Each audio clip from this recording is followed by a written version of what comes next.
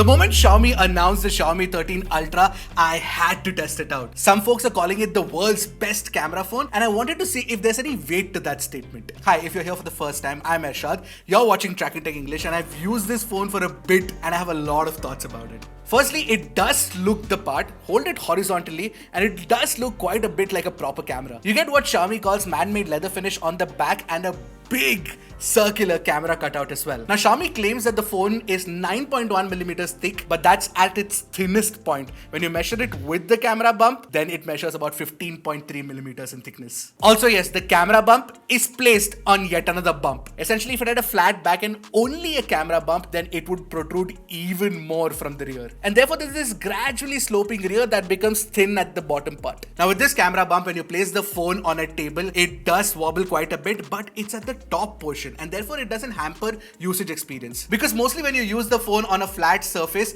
you use the bottom part of the phone for whatever swipe gestures that you have, whether you're scrolling or even if you're typing. And when you're doing that, it doesn't wobble even a bit. And the 13 Ultra also has flat sides, and coupled with the faux leather texture plus the grippiness that it offers, it has one of the best in-hand feel in a phone that I've tested in 2023. And it is definitely better than the in-hand feel of the ceramic material used for the Xiaomi 13 Pro, which I felt was too heavy and also slippery. The rest of your flagship staples in design are also present here. For example, you get wireless charging and IP68 rating. You also get a USB Type-C 3.2 port, stereo speaker setup with Dolby Atmos, and like most Xiaomi phones have, you also get an infrared blaster. You also get a headphone jack. What? I'm joking. Now the display is a curved one, it's a bright panel and it's one of the most brightest displays that you can find on an Android phone. It can actually reach a peak brightness of 2600 nits, and even in the HBM mode it can touch 1300 nits. And this AMOLED panel has 12-bit colors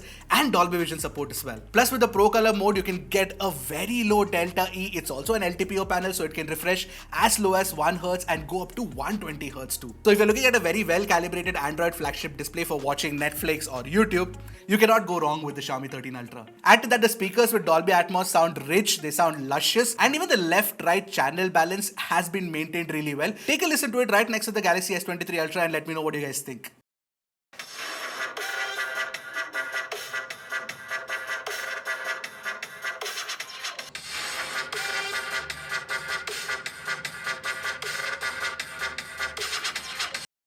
Now for the performance, Xiaomi 13 Ultra has your staple Android 13 flagship spec for 2023. You get Snapdragon 8 Gen 2, UFS 4.0 storage and LPDDR5X RAM. Now this is of course a potent combination, one of the best Snapdragon chips in a long time. It offers great performance and good power efficiency as well. Which is true for the 13 Ultra too. You can play games like Call of Duty Genshin Impact at almost peak graphics and it doesn't drop frames and it doesn't get too hot either. Daily performance, it goes without saying, is absolutely smooth too. And apart from that, the haptic feedback experience on the display is really good. You get an in-display fingerprint scanner as well.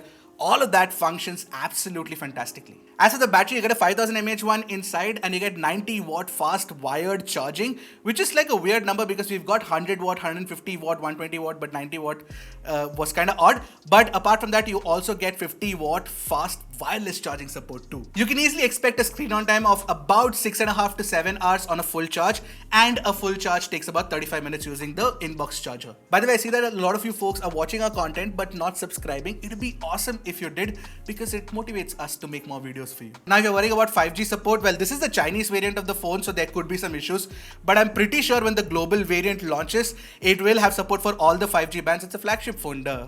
Now software on this Chinese version of the Xiaomi 13 Ultra runs MIUI 14 based on Android 13, but I'm not going to talk too much about it in detail because a global version is launching soon and Xiaomi has confirmed that. And I'm fairly certain that an India launch should also happen for this phone. If you do want Xiaomi to launch this phone, do let them know in the comment section below. Alright, let's finally talk about the cameras, and I've been itching to do this deep dive for you folks. Now for this specific video, I've skipped the comparison because there's there's generally a lot to unravel here, so I'll just talk about the camera performance in isolation for now. So there are 450 megapixel cameras on the rear. The primary is a Sony IMX 989 1-inch 50MP sensor with variable aperture, so you can switch between f1.9 and f4.0. And the other three are the Sony IMX 858 sensor, once an ultra-wide, once a 3.2x telephoto, and once a 5x periscope telephoto. But note this, that except for the ultra-wide angle camera, all the other three cameras are optically stabilized. On the front, you've got a 32 megapixel selfie camera. I think they should have had a 50MP selfie camera to at least maintain the balance, but well, that's what you get. And there is no autofocus support either. So talking about the picture quality, the primary 1-inch sensor can shoot extremely sharp images replete with fine textures and natural looking details. This is undoubtedly the best sensor on any smartphone today, and it performs accordingly as well. And on the 13 Ultra, with the Leica collaboration, you also get a Leica Vibrant and a Leica Authentic mode. By default, it is set to Leica Vibrant. Now, when I switched it to Leica Authentic, I expected it to take natural looking, authentic looking pictures. But I was so disappointed because the Leica Authentic mode is nothing like Vivo's Zeiss Natural Color mode. It actually shoots desaturated images with vignetting around the corners. It's a visual style that Leica has created for the 13 Ultra, but I don't find it authentic like the name suggests. The Leica Vibrant mode is true to its name, vibrant, and returns slightly boosted colors, but at least the exposure is on point. The white balance is slightly warm, but it looks very pleasing. In fact, even the HDR correction with the Leica Vibrant mode is better than Leica Authentic because the Authentic mode crushes the shadows a lot. So for the rest of the camera part of the review, I actually shot with the Leica Vibrant mode, which was really surprising to me because I expected to shoot with Leica Authentic. In general, also, I like how Xiaomi's algorithm processes HDR. It's not the best HDR processing, but it manages to control intensely bright sources of light well, and there's very little noise in the shadows too. The only problem with HDR on this phone is that there are only two options, auto HDR and HDR off. So there were scenarios when I wanted the auto HDR to actually switch on the HDR mode, but that didn't happen. I think it would have been really helpful if there was an additional option for HDR on only, where you could switch it on at any given point of time and give the control in your hands. Anyway, that apart, the 13 Ultra is also a really fast shooter, especially considering that it has a large sensor. It snaps and processes much faster than many Android flagships that I've tested, and I'm really glad about that. Xiaomi also offers a fast shot option, using which if you double press the volume down button, it not only opens the camera but also snaps a picture immediately. This ensures that you don't have to miss out on any important moment that you want to immediately capture. And this also makes me wonder, instead of using the volume button, what if Xiaomi had a proper dedicated shutter button and it would have been a proper camera experience? Now, one problem with the 13 Ultra is the skin tones are generally not very accurate, and I've seen a lot of variance across images. However, it could be fixed in the global variant of the phone. HDR pictures of people are okay, but they generally exhibit some bloom. Xiaomi's portrait algorithm, on the other hand, is fantastic, but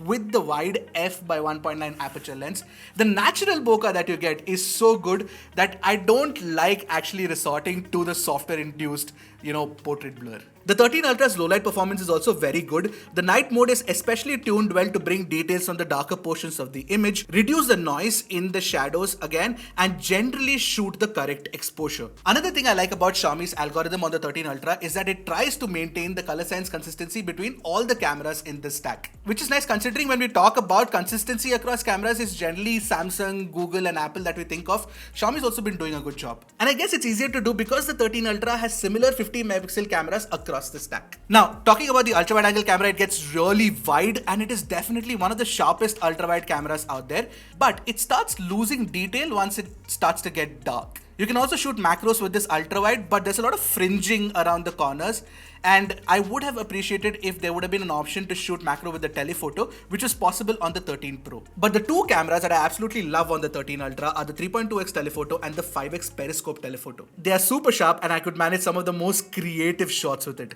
In fact, even the low light telephoto shots are surprisingly usable, if not as good as the primary, which is of course expected. But by now you all probably know the main problem with the 13 Ultra's camera setup, and that is the selfie camera performance. I mean, it's not like the 32 megapixel selfie camera captures bad selfies. It does offer sharp selfies, but it could have been sharper with an 8 megapixel pixel bind option, which is currently missing. Also, the skin tones are not very accurate and HDR selfies have generally blown out backgrounds. Moreover, the low light selfies don't look good either.